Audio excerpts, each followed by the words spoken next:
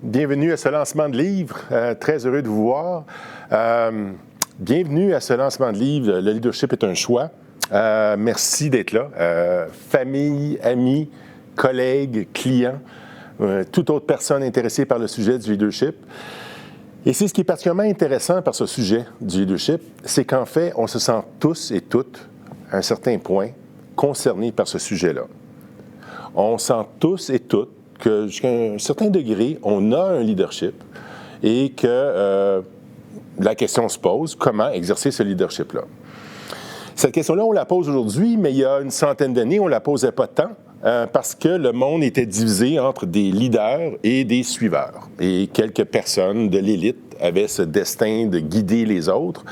On a longtemps cru que des rois étaient destinés à nous guider, ainsi de suite, qu'il y avait la bénédiction divine, mais qu'en fait, puis c'est le reflet de notre courant démocratique, c'est qu'on reconnaît qu'en fait, on est égaux et qu'on a tous cette capacité comme humains d'inventer demain, de créer demain. Et que ce pouvoir-là, on l'a. Et donc, c'est normal on se sent tous et toutes concernés. Et c'est aussi normal qu'on voit autant de gens aujourd'hui être des consultants en leadership.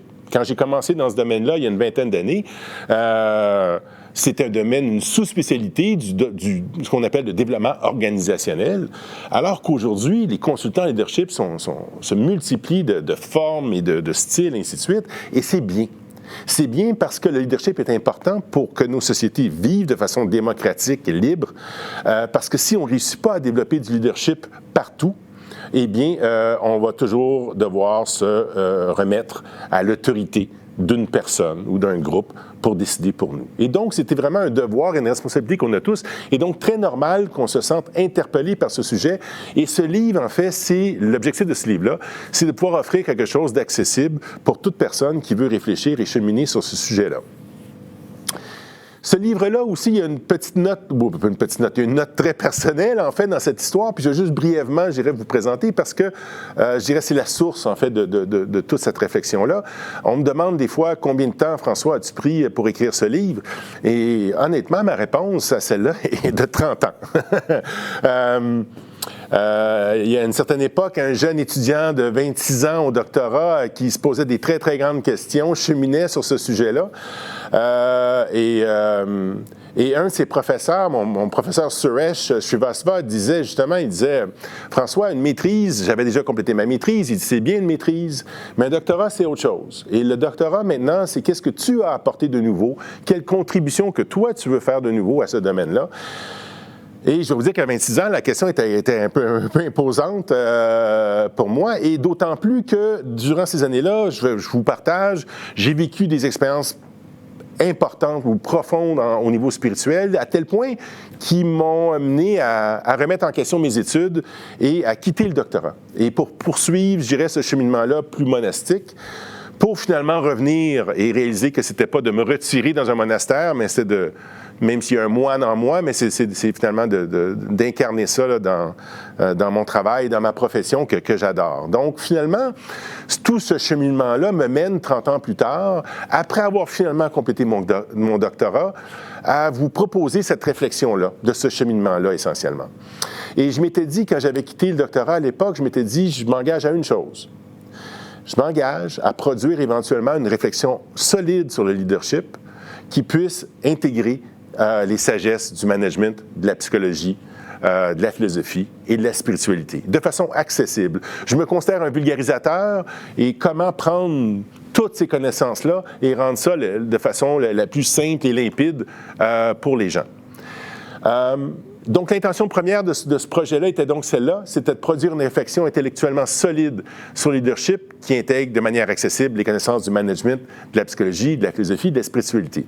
Et ce que je vous propose, en fait, dans cette demi-heure ou quelques vingtaines de minutes-là, c'est de vous présenter essentiellement, je dirais, les fondements du livre et certains des résultats qui sont ressortis pour vous permettre ensuite, d'acheter le livre, certainement, je vous encourage, mais que même déjà, cette présentation-là devrait vous servir et de mettre en valeur comment ces idées que je vous présente sont des idées simples, mais en même temps très efficaces. Et donc, sans plus tarder, je dirais, et en fait, peut-être avant d'aller dans le contenu, je vous dirais une autre chose. L'intérêt d'acheter ce livre, d'après moi, c'est pour 4 raisons. La première, c'est que, oui, il y a de la recherche. Il y a des résultats de mon doctorat, et je fais référence à certaines théories, mais pas de façon, je dirais, trop imposante, mais surtout à une époque où on entend tellement parler du leadership et on peut se retrouver des fois à se demander, des leaderships à beaucoup de saveurs, de revenir à la base aussi, de revenir à la base de ce que d'autres aussi ont réfléchi sur ce sujet-là, pour nous assurer qu'on a quelque chose d'un peu plus solide. Donc, il y a de la théorie, il y a de la recherche, et je dirais une bonne raison de lire ce bouquin-là. Mais d'autant plus, je dirais, il y a des anecdotes de consultation. Donc, à travers ma carrière, j'ai rencontré des leaders, j'ai eu la chance de rencontrer des très grands leaders et des gens qui m'ont marqué. Et il y a de ces anecdotes-là dans le livre et comment on peut s'inspirer de ces exemples, je dirais, de meilleures pratiques. Donc, il y a des anecdotes concrètes. Il y a aussi beaucoup de citations. Je parle de la psychologie, de la philosophie, et ainsi de suite. Il y a beaucoup de sages qui ont adressé ce grand sujet-là avant moi. Et donc, le livre aussi est parsemé de ces citations-là. Et je dirais, il y a de la théorie, il y a des anecdotes, il y a des citations. Et quatrièmement, il y a des exercices pratiques. Ce livre-là se veut un guide pour vous accompagner dans votre réflexion, donc, que ce soit pour vous, je dirais, de réflexion en termes individuels ou avec vos équipes. Donc, un livre, je dirais, qui se veut accessible, mais qui regroupe, je dirais, toutes ces dimensions-là.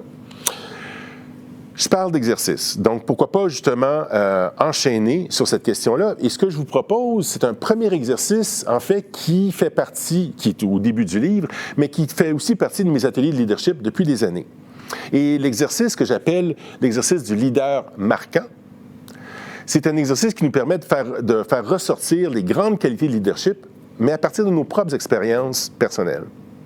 Donc, je vous poserai la question, et là, il n'y aura pas d'interaction, donc je dirais les réponses sont pour vous, mais vous allez voir que ce qui en ressort est très intéressant. Je vous demanderai d'identifier dans votre vie la personne avec qui vous avez eu des interactions concrètes, donc pas une figure publique là où on peut rapidement aller dans des grandes abstractions du leadership, on veut rester concret, quelqu'un avec qui j'ai eu une interaction, j'ai côtoyé, et quelqu'un que je considère comme étant mon meilleur exemple de leadership. Si j'avais identifié une personne dans ma vie qui, pour moi, est le meilleur exemple de leadership, qui serait cette personne? Un parent? Un enseignant à l'école? Dans les scouts, les guides? Un coach dans le sport? Un patron par la suite dans ma carrière? Un collègue de travail? La personne que j'ai rencontrée qui, pour moi, incarne le plus ce que c'est le leadership dans son excellence. Une fois que vous avez identifié cette personne, je vous demanderai d'identifier la qualité distinctive qui fait que vous avez choisi cette personne-là de toutes les autres personnes que vous avez connues dans votre vie. Quelle qualité fait que cette personne en particulier se distingue comme mon meilleur exemple de leadership? Certainement, il y a probablement plusieurs qualités, mais essayez quand même d'en identifier une. Cet exercice du leader marquant, ça fait maintenant 20 ans que je fais cet exercice-là. Et ce qui est fascinant, c'est qu'à chaque fois que je fais cet exercice avec des groupes, il y a des constantes qui ressortent. Dans les qualités qui sont partagées, il y a un regroupement qui revient souvent du type ce leader-là, qui pour moi est mon leader d'excellence, avait une vision. On savait où on allait. C'est quelqu'un qui était déterminé. C'est quelqu'un qui avait du courage. C'est quelqu'un de persévérant. C'est quelqu'un de discipliné.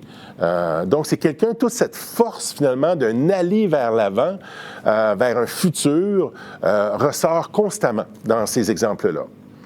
Et d'autres qualités pouvaient aussi se regrouper dans un autre regroupement que je qualifierais du genre des qualités du type ce leader ou cette leader-là m'écoutait, me valorisait, m'a responsabilisé, m'a permis d'accomplir des tâches que j'aurais jamais réussi à faire auparavant. Je suis devenu davantage comme personne, comme professionnel, comme travailleur avec cette personne-là. C'était une personne qui nous rassemblait. C'était un bon coach. C'était quelqu'un qui avait de l'humilité, du respect, de la bienveillance. Et on voit que ces constantes-là reviennent. Et probablement que la qualité que vous avez identifiée, il y a des fortes chances, tombe dans un de ces grands regroupements identifiés. Et en fait, ce n'est pas surprenant, parce que les recherches depuis une centaine d'années sur le leadership, parce qu'en fait, ça fait depuis une centaine d'années qu'on a débuté ces recherches-là, font ressortir ces constantes-là. Et en fait, cette base-là, je dirais, c'est sur laquelle je m'appuie pour vous proposer justement les deux attitudes transformationnelles. Avant d'arriver là, je voulais quand même vous présenter comment ces deux composantes-là se retrouvent aussi en management depuis une centaine d'années, en philosophie et en psychologie, et comment juste voir comment ces éléments-là, finalement, bien que c'est des domaines différents, nous ramènent à des idées qui se ressemblent beaucoup. Regardons en management. Donc, début du 20e siècle, probablement la plus grande de toutes, Mary Parker Follett, elle parlait d'un concept qu'elle définissait comme du pouvoir avec. Le leadership est un exercice non pas de pouvoir sur les gens, mais de pouvoir avec les gens. L'exercice ici de production, c'est finalement l'exercice d'une collaboration, et c'est ça, ce shift-là, ou ce mouvement-là qu'on doit de plus en plus faire, des modes de commandement autoritaires qui ne répondent pas aux besoins des personnes. Mais d'autant plus, je dirais, quand on continue ensuite, à partir des années 50, il y a ce qu'on appelait la théorie des traits, donc des qualités particulières. Et par la suite, il y a eu des théories davantage centrées sur les comportements. Donc, quels sont les comportements que les leaders démontrent. Et ces recherches-là, encore une fois, démontraient des éléments qui revenaient. Donc, on pourrait résumer à un focus sur la tâche, il faut exécuter une tâche, et en même temps, porter attention aux personnes, aux relations, m'assurer que les gens ont les ressources et que tout le monde est bien informé des besoins et des objectifs à atteindre. Donc, on a débuté déjà au début du 20e siècle avec cette division-là, ou ces deux dimensions-là du leadership. Mais tout ça a continué aussi. Ce qui est intéressant, c'est que quand on arrive au niveau des années 70, on arrive dans ce qu'on appelle les théories d'apprentissage, et où on disait que le leadership, oui, il y a des qualités, oui, il y a des comportements, mais précédant les comportements, nos attitudes qui orientent nos comportements. Et c'est là où ces auteurs-là ont identifié des regroupements d'attitudes qui sont caractéristiques d'un leadership d'excellence. Donc, les premiers nous parlaient du design et de l'émergence, donc d'être capable d'organiser, de mettre en place les choses, mais de laisser les choses et d'être à l'écoute et de travailler avec, avoir cette ouverture finalement et patience pour travailler avec les choses en mouvement. D'autres auteurs, en termes d'apprentissage, ont parlé d'un apprentissage qui anticipe l'avenir et un apprentissage qui revient, qui réfléchit sur qu'est-ce qui s'est passé. Donc, j'utilise beaucoup plus, en fait, on parlerait qu'un leadership devient davantage un pouvoir mental, en fait, une façon de penser, une façon de voir. Jim Collins, son livre en anglais « Good to Great », mais qui a été traduit en français de la performance à l'excellence, ça a été un best-seller, lui distinguait que les leaders d'excellence se distinguaient par une volonté professionnelle déterminée et une humilité personnelle profonde. Là, on parle d'un auteur américain qui parle des plus grandes sociétés prospères américaines et qui distingue ses plus grands leaders par leur humilité personnelle profonde. Donc, des gens qui sont capables d'allier des gens meilleurs qu'eux dans certains domaines, des gens qui assurent la pérennité de leur projet bien avant qu'ils quittent, parce qu'ils servent quelque chose de plus grand. Et ces gens-là ont justement un impact d'autant plus grand auprès des gens. Et les derniers du MIT, Sharma, Peter Senge aussi, parlent de la question de l'intention et de l'attention, que je vais avoir un impact sur une situation en fonction de l'attention que je porte et de mon intention sur ce que je veux que cette situation se passe.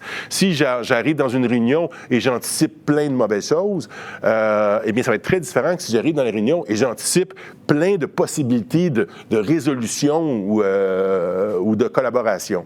Donc, notre façon de voir oriente nos comportements. Mais tout ça continue aussi en psychologie. Carl Jung parlait du développement de soi, de l'individuation, de devenir pleinement qui on est comme personne. Et lui identifiait, et pardonnez la question du genre, qui peut être un sujet sensible pour certains, mais c'était l'idée qu'en fait, comme personne humaine, on devait intégrer notre capacité à s'affirmer, à prendre notre place, à s'exprimer, mais aussi être capable de prendre soin de soi, prendre soin des autres, porter attention. Et que ces deux composantes de l'humain sont à intégrer en soi, en fait. Et c'est la même chose en termes de leadership. Rollo May a continué aussi en parlant de volonté et de soins. Et plus récemment, les thérapies cognitives, qu'on appelle la troisième vague des thérapies cognitives, particulièrement celles qu'on connaît beaucoup, en tout cas on entend beaucoup parler dans différents domaines, de la thérapie d'acceptation et d'engagement, qui parle encore une fois pour mener mon existence, je dois être capable d'accepter les choses et de m'engager à changer d'autres choses. Et c'est intéressant, on peut même se référer à la fameuse prière de la sérénité des alcooliques anonymes et qui a été utilisée par plein d'autres groupements. Mais l'idée, premièrement, de reconnaître une force suprême, donc déjà il y a ça, mais sous-jacent, l'idée de demander à cette force-là, donc la prière va aide-moi à accepter les choses que je ne peux changer et à changer les choses que je peux. Et de voir la différence entre les deux. Donc, encore une fois, dans ces réflexions-là, cette idée-là qui revient. Et, pas négligeable quand même, 3723 ans plus tôt, des philosophes chinois, Confucius, on lui en attribue beaucoup, mais du moins, il est le personnage à qui on attribue beaucoup de ça. Mais au niveau du taoïsme, la réflexion sur le yin et le yang, que la vie est un flux de changement incessant et que dans ce flux-là, il y a deux forces. Il y a une force affirmative qui pousse et il y a une force réceptive qui reçoit. Et encore une fois, dans ce mouvement de la vie, si je suis seulement centré sur l'une d'eux, je vais être handicapé. Et que le leadership encore devient cet exercice d'intégration des deux. Et dans la philosophie hindoue, la même chose. Ce qui est intéressant, eux, c'est qu'il y a la notion de sankalpa, qu'on aurait en soi un désir d'être, un vouloir propre qui est unique, et qu'en fait, ce vouloir est caractéristique de notre leadership, et qu'en fait, pour pouvoir entendre cette vision ou cet appel en nous, mais ça prend cette écoute compatissante, cette qualité d'écoute pour entendre qu'est-ce qu'il veut se vivre finalement, et qu'est-ce qu'il désire en nous.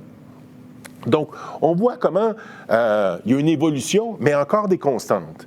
Et on parle d'attitude, donc de façon de voir qui transforme nos situations. Et ici, il y a deux citations que j'aime bien de deux psychologues, un début du 20e siècle, un plus récemment, mais William James, le grand psychologue pragmatiste qui parlait du début de sa génération et qui disait que la plus grande découverte de ma génération, c'est que les êtres humains peuvent changer leur vie en changeant d'attitude. Et plus récemment, l'auteur Wayne Dyer, aussi psychologue, disait « Notre façon de regarder les choses change les choses que nous regardons. Ma façon de voir la situation va transformer mon expérience de la situation. » Donc, on vient dans une époque où, finalement, le pouvoir mental, comme je disais, ma façon de voir, devient mon instrument en termes de leader. Donc, le modèle que je vous propose est celui-ci. Donc, c'est un modèle où il y a deux grandes attitudes complémentaires. L'attitude intentionnelle, qu'est-ce que je veux, qu'est-ce que nous voulons ensemble, qui est déterminant dans l'exercice de notre leadership, et conjointement, comment est-ce que je peux apprécier, écouter, valoriser les personnes et les situations, et comment nous pouvons le faire en groupe pour ensuite créer ce mouvement d'unification ensemble. C'est quelque chose à intégrer en soi, c'est quelque chose à intégrer dans nos groupes. Je préciserai une chose par rapport au leadership, en fait, trois choses. La première chose par rapport au leadership, il y a eu des confusions, c'est que la première, c'est que le leadership n'est pas inné. On va régler ça. Ce n'est pas inné. Et en fait, ceux qui pensent que c'est inné, je m'en tiendrai un peu loin. Et c'est là l'idée qu'aujourd'hui, c'est qu'on a tous ce potentiel-là, et c'est de le développer. Deuxièmement, donc, c'est pas inné. Et en fait, l'autre chose avec le leadership, je dirais, et là, je suis un peu audacieux, mais je l'ai trop vu pour le croire, c'est que le leadership n'est pas hiérarchique. Votre capacité en leadership n'est pas directement proportionnelle à votre niveau hiérarchique. Je suis désolé, je l'ai trop vu. C'est des fois inversement proportionnel.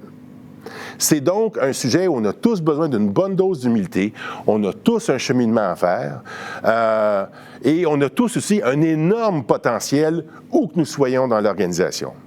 Ce n'est pas inné, ce n'est pas hiérarchique et ce n'est pas permanent. Je ne suis pas leader avec une étiquette qui fait que je le suis et je le serai ad vitam aeternam. Je peux être un excellent leader maintenant et dans 5 minutes être pourri. Donc, c'est quelque chose qui est toujours en constant mouvement et c'est là où ce modèle dynamique, je dirais, veut nous amener.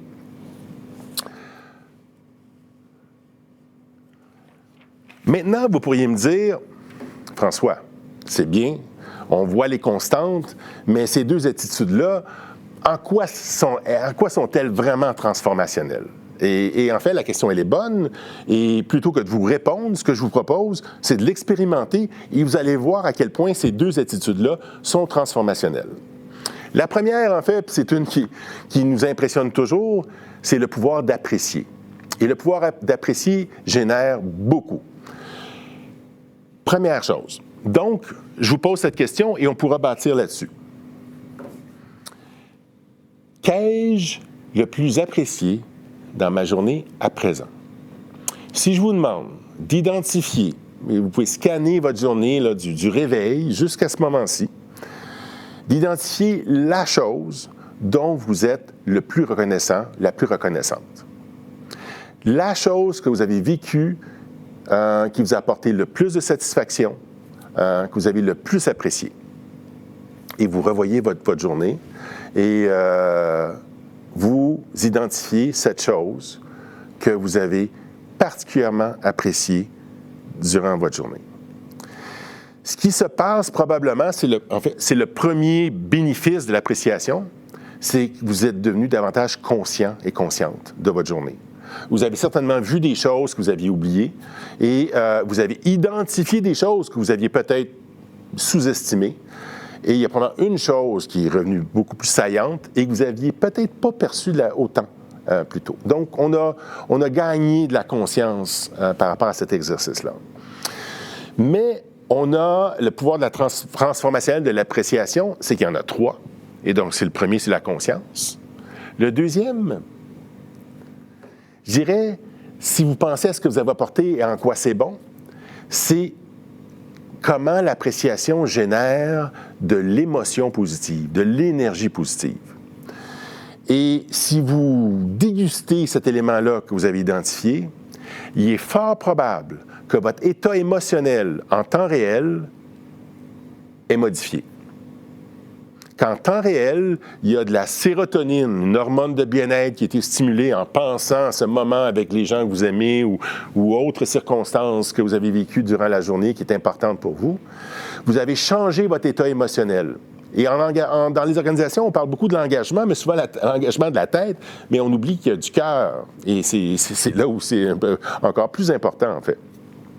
Et donc, l'appréciation augmente notre niveau de conscience, amène un bien-être ou une énergie positive, une émotion positive. Donc, il y a un effet transformationnel à ce niveau-là.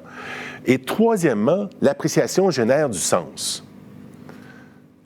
En quoi cet aspect que j'ai particulièrement apprécié m'informe sur ce que je veux le plus dans ma vie présentement? Je dis souvent que l'appréciation est une attitude directionnelle. Ce que vous avez identifié, c'est important pour vous. Et en fait, ça indique probablement ce dont vous voulez davantage demain.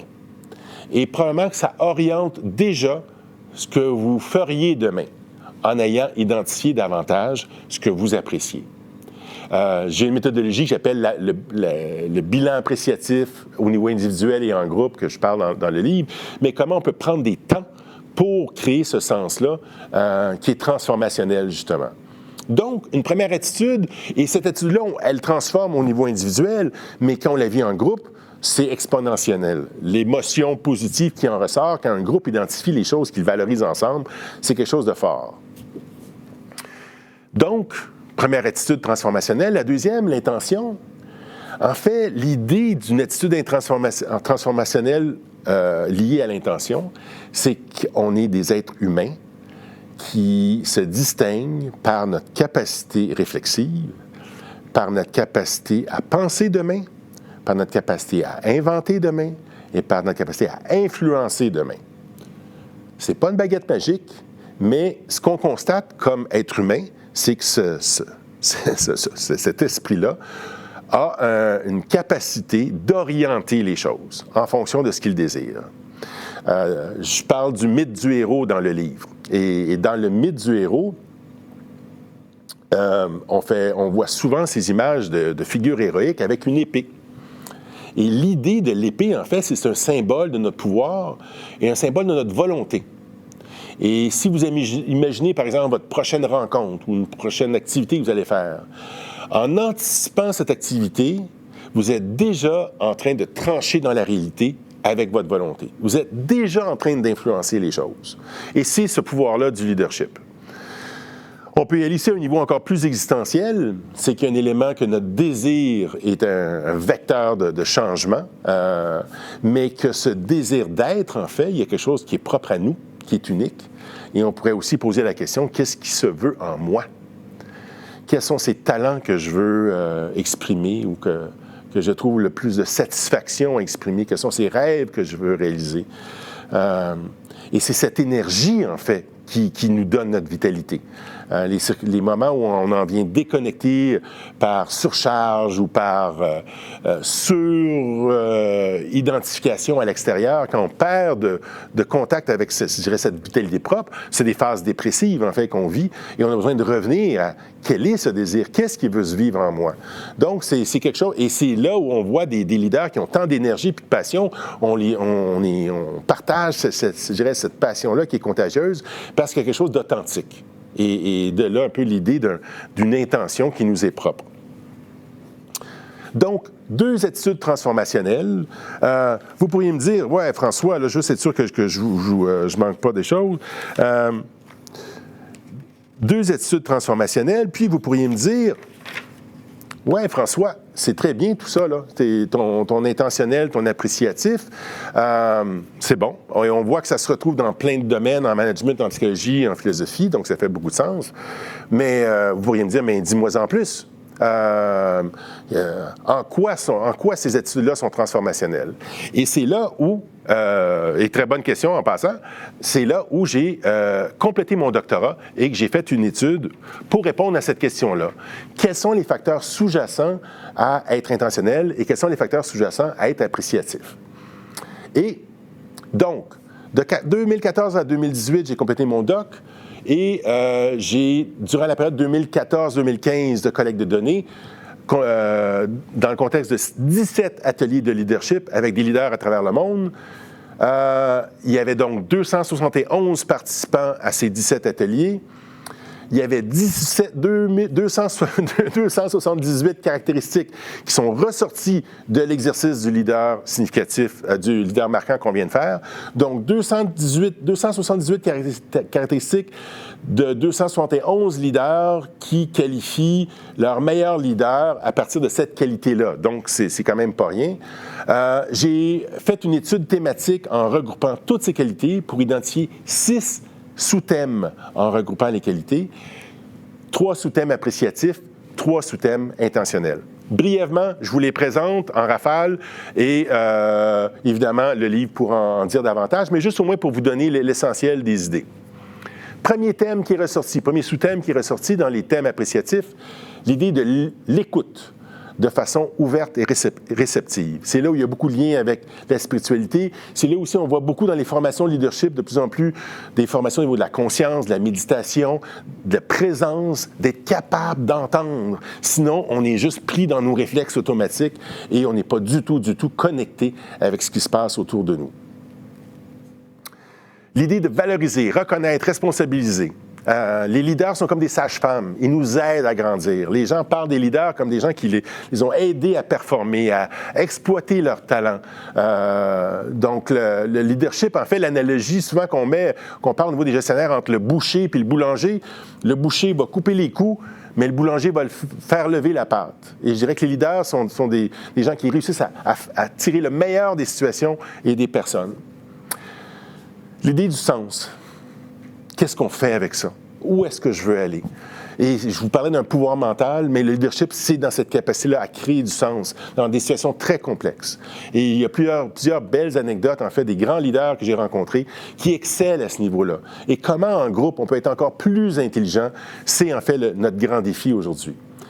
Dans les thématiques intentionnelles, l'idée d'envisager avec confiance et détermination, l'idée d'une vision du futur, mais pas n'importe quelle, une vision en laquelle on croit, en laquelle on a de la foi.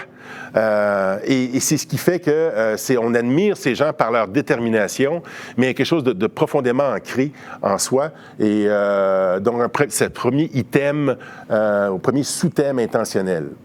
Deuxième, ce qui est intéressant, c'est qu'on a parlé beaucoup de commandements, mais les gens aiment du bon leadership. Et c'est agréable, et c'est positif, et c'est enthousiasmant, parce qu'en fait, ces leaders-là sont animés par une passion.